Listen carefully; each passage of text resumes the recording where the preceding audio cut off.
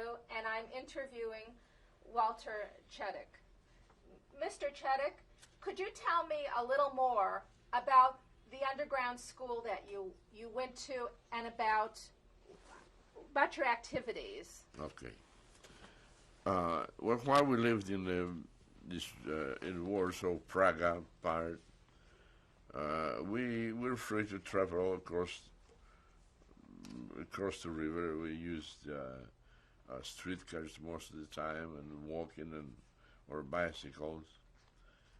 And my father died in 1942, and what did he die from? We were not very sure because he was on the move all the time. He had some problems with his neck, some kind of growth and stuff, and there's very poor medications and stuff. We think it was a cancer. We're not sure. But then my mother was a widow, and she, of course, eventually acquired a boyfriend. And this person kept coming to see her. I cannot remember his name. Mr. was somebody. And he kept coming to the house, and he one day approached me. I was 16 years old, maybe 17, 16. If I would like to join the resistance. I was very patriotic in memory of my dad, and I jumped at the opportunity to do so. So I did. He took me to a meeting, and they accepted me, and they gave me, or I chose to have a pseudonym or a nickname, Sokol. It's a bird of some kind. Nobody knew each other's names. That was part of the secrecy. In case we would get caught, we could not tell who the other peoples were. When you met, when he took you to this meeting, how many people were there? Well, usually just very few, 4, 5, 6, the most, because you see, the Nazis, the secret police, Gestapo, they watched any kind of a gathering. Was too much traffic, too much, then they would, stop and investigate. So we're very careful, come one at a time, that they didn't look like there's a whole bunch of people coming at one time. Very careful. Not very many, 5, 6 people at one time, and the instructor would come in, and if there were some arms to show, they would show us how to clean those things and take it apart and so on and so forth.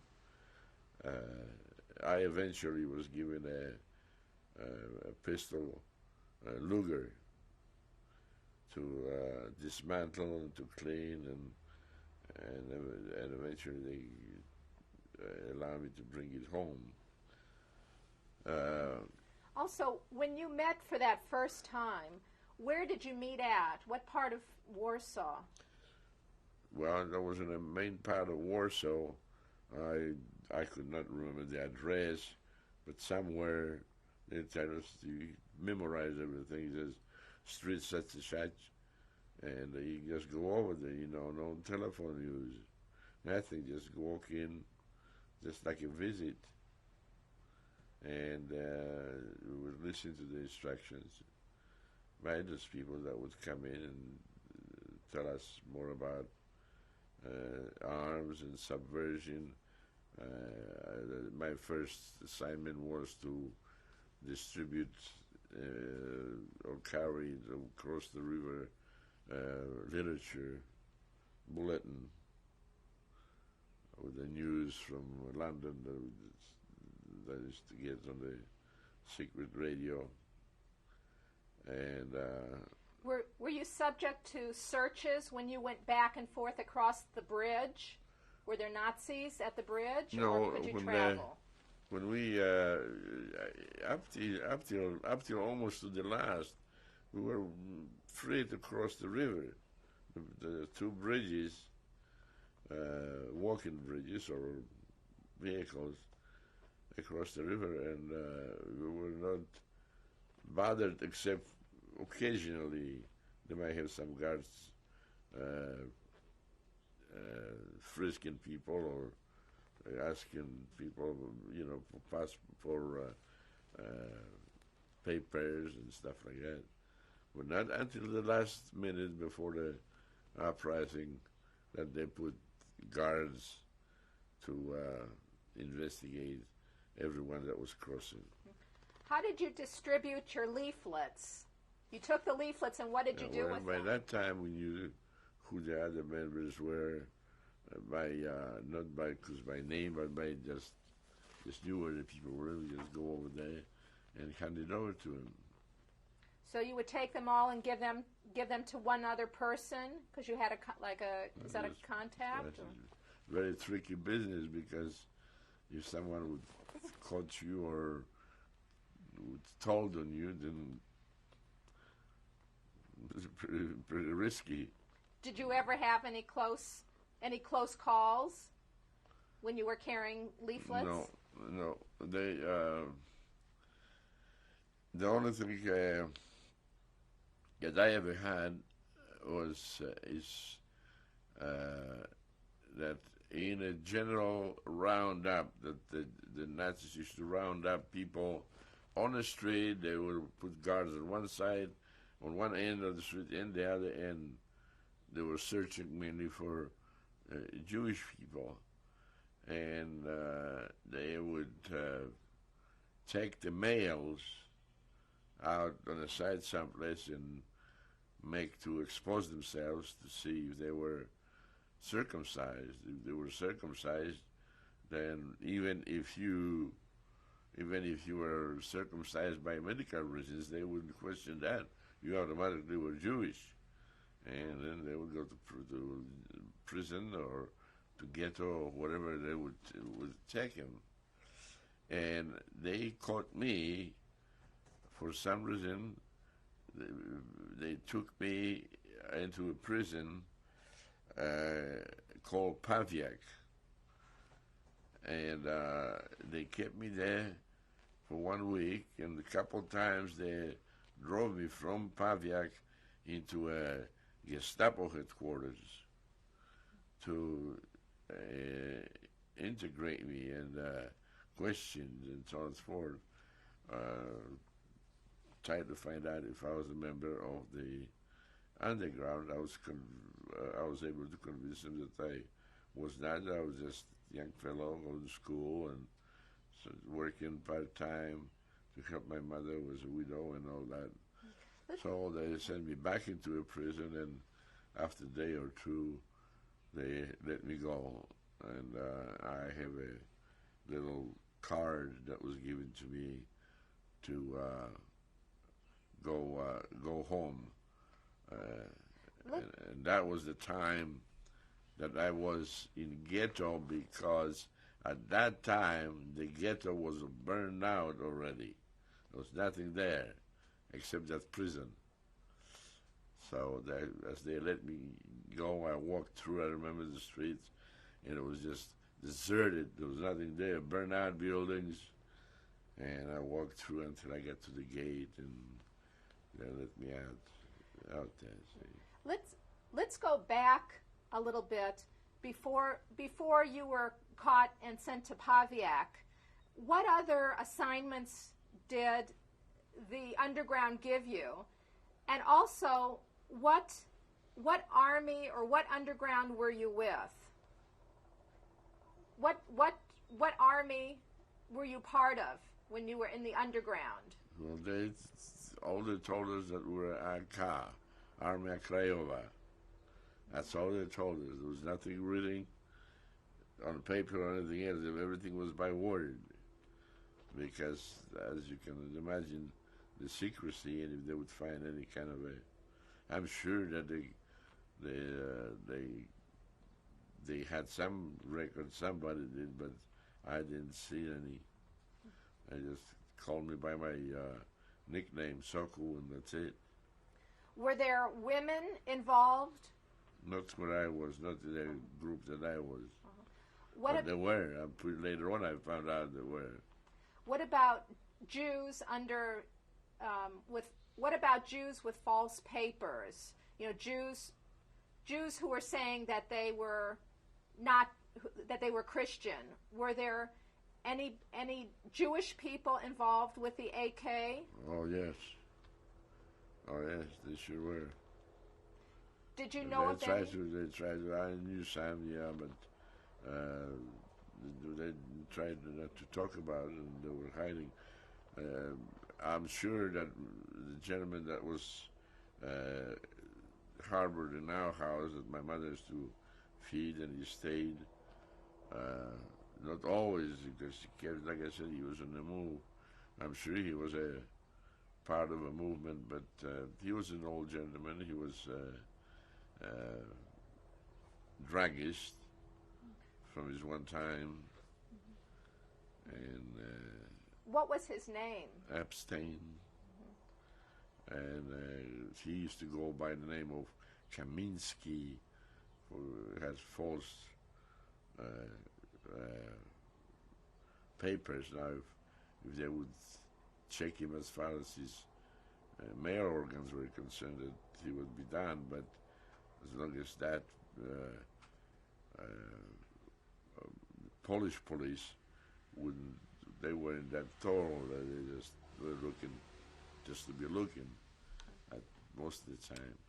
But the Gestapo, if they would stop him, but he was lucky enough until towards the uprising, he disappeared. Didn't know what happened to him. Did he stay with you before or after the ghetto uprising?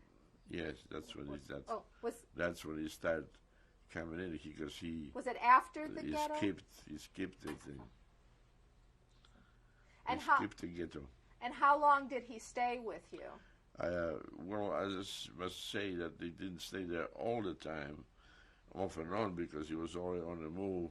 Oh, about a year. That's in time to get them. What they call. They evacuated the end of the ghetto, the liquidation. And how did Epstein find you? Epstein found us through the relative.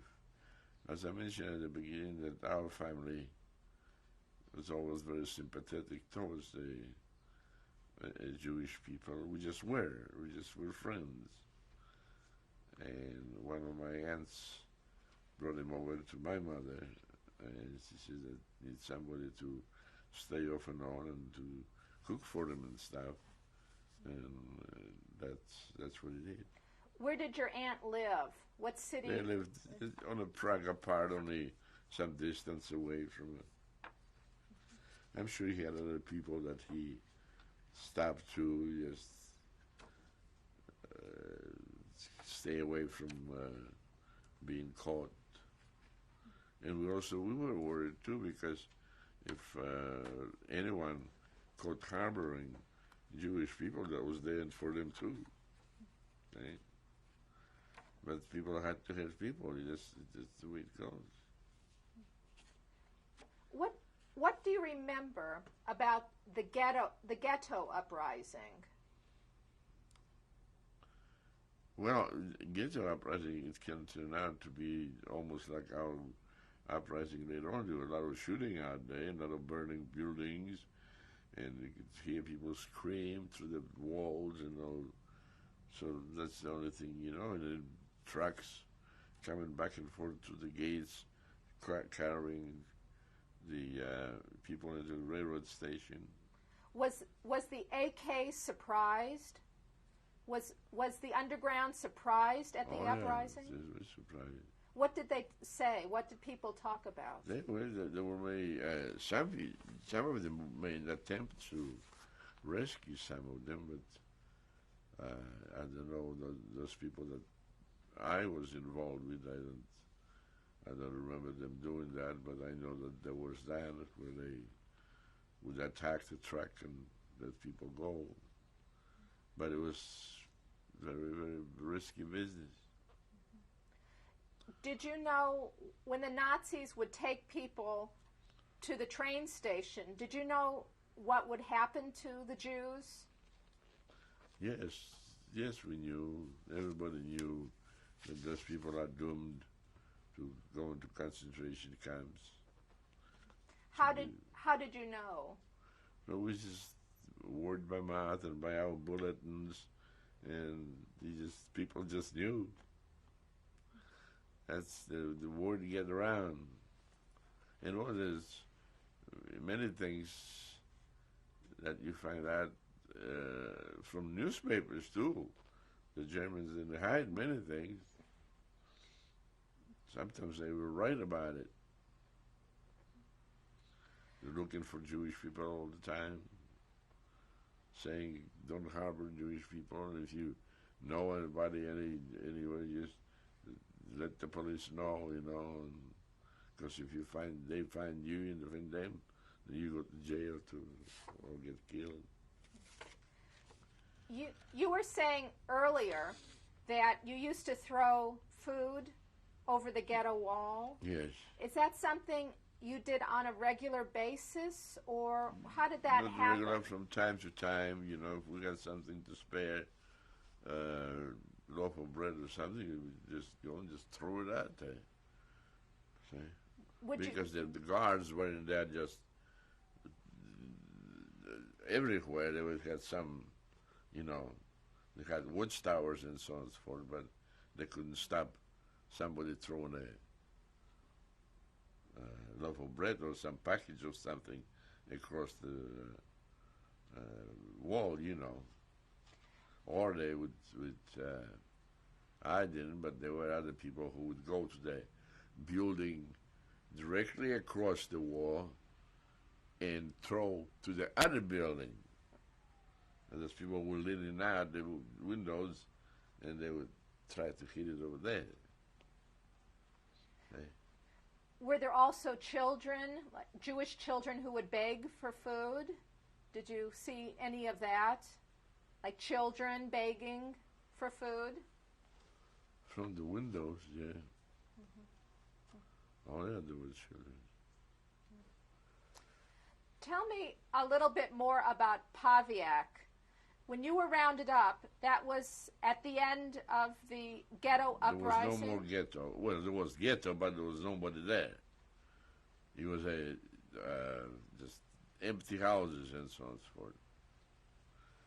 As a matter of fact, later on in the uprising, we've used that as a shooting ground because there was no one there. We were going in there and shooting across to where the Nazis were. But there was nobody there, so it was a prison. I was terrified because I'd never been in a prison before. So who was? There was a bunch of other fellows in the same cell when I was. Which cell were you in, or what block? Do you remember? No, just whatever it says on that ticket. Yeah. Were they all Poles, or were they Jews, or both? I don't remember that. I know there was about 3 or 4 men, or maybe more, in the same cell with a hole in the floor to use as the restroom, and just behind the bars, just like a criminal, to me, that was very terrifying. And not until the time when they let me out, and I don't know what it was, but it must have been a miracle that I was able to go back to my family. Did the AK give you any instructions about what to say or what to do if you got caught? Say nothing. They just deny everything and just make alibis, you know. I go to school, I work, no nothing. No nothing. I knew. If under that's how some of the people. One thing they didn't really torture me in this interrogation in Gestapo, as they did some people, and that's how some people could not stand it and had to, squeal. But they didn't do that to me, and I was very fortunate that I was able to be released and go home. What did they ask you? What kind of questions, or how did they Or they interrogate? had a woman walked into, take me into one room where they had some Gestapo soldiers all dressed up, fancy in their uniforms. And first thing you know, a woman walks in. She was Polish, some kind of spy, I suppose. And she's the one that did interrogate me, asking questions, and so on and so forth. And she was translating that to the Nazi or Gestapo officers. What kind of questions did she ask you?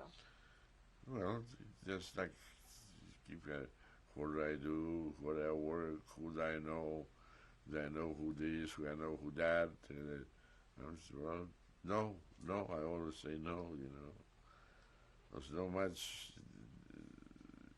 elaboration, you just have to deny everything, otherwise you know. Were they looking for Jews, or who were they looking for? Jewish people, or were they looking for people in the underground? Who were they searching for when they caught you? They keep asking. They're always asking, do I know Jewish people when they are, they call it Jude. Do I know any Jude? No. Can't say that you did because you're then, see. So they asking for Jewish people. What happened when you were released? Where did you go? When I was released, I got on a streetcar and went home. I knew my way around, Streetcars were. See, once I got out of the gate, then I was free. And I went home. I think maybe I stopped at my aunt's house and then went home.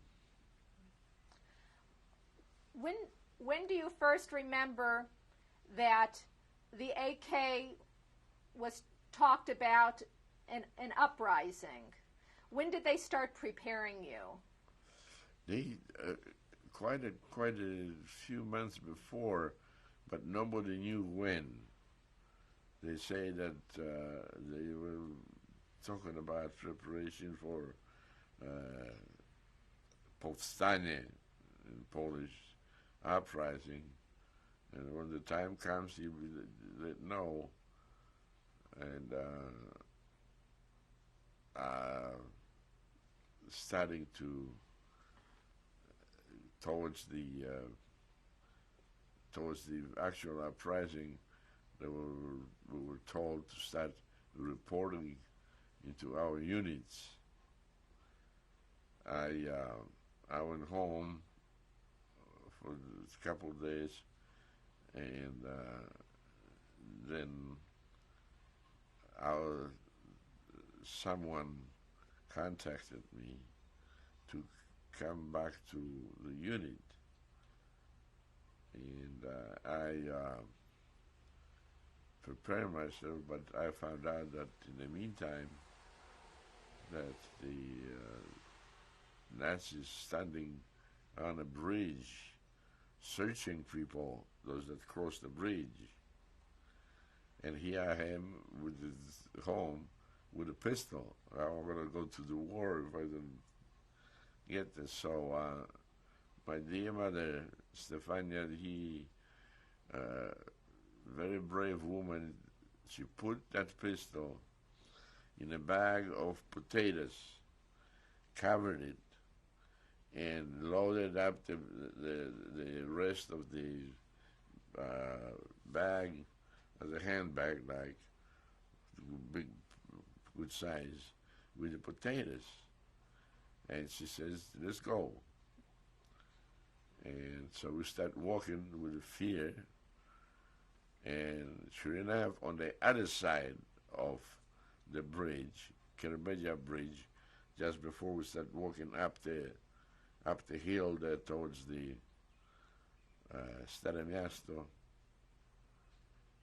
and German soldiers point out to that thing. He says, "Was ist das?" The man says, "Kartoffel," and he just opened the bag, just visually, he just looked. He didn't search any further, and says, "There's something, to go, route." And we were very, very, very scared, very scared. Had they digged in and found that pistol, would have probably shoot us on the spot. And by the time my mother and I got up the hill to where the Zygmunt column, by the time they started shooting, I heard shooting everywhere. And I knew that uprising must have started. I never did make to my unit when I planned to be in a place called part of Mokotov. That's where I was heading at. That's where my unit was. Never made it. Let's take a break here, and then we'll start the next tape 3.